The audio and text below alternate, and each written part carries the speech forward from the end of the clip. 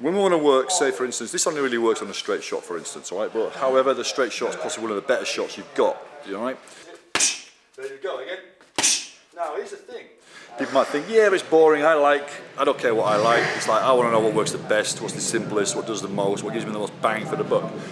Now, if Josh's going to punch that with his hand, his fist, and it only really works on fists as well, unless you've got a different size fucking ring than this.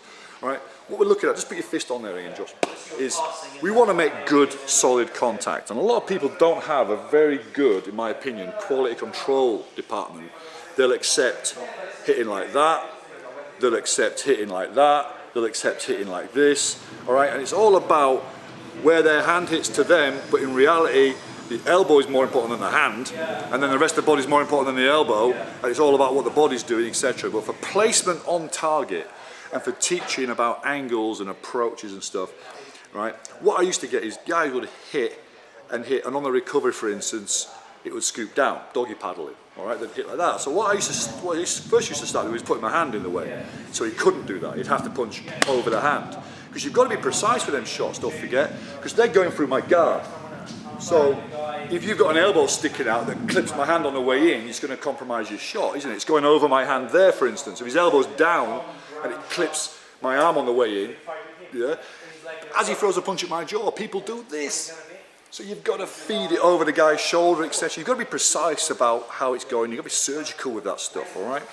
So what I would be doing then is I would be making shapes with my hand to create channels where he has to, all right, feed it in without leaking off, bouncing off, ricocheting, all that sort of stuff.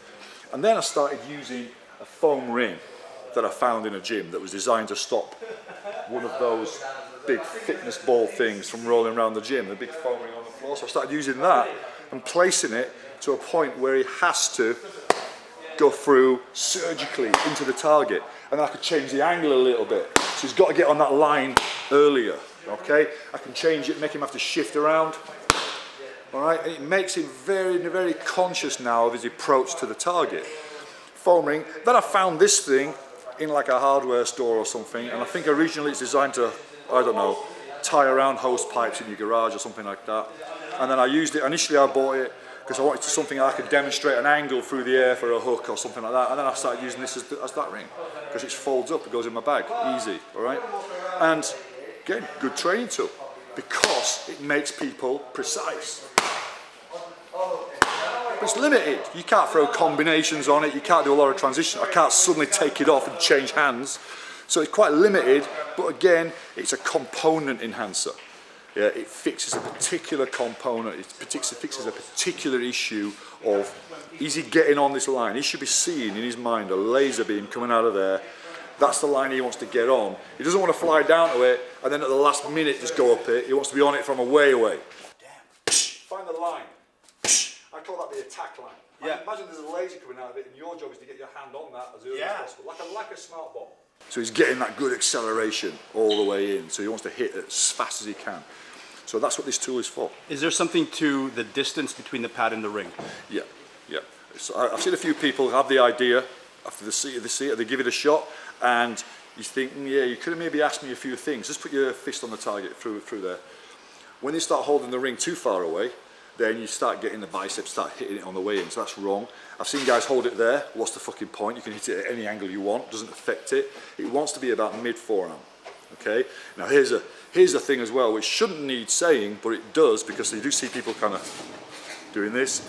It should be in front of the fucking pad as well. That's kind of a big deal, and when people fuck it up, they're kind of missing the whole point, all right? It's got to be in front of the pad, about mid-forearm depth, to make him have to negotiate it.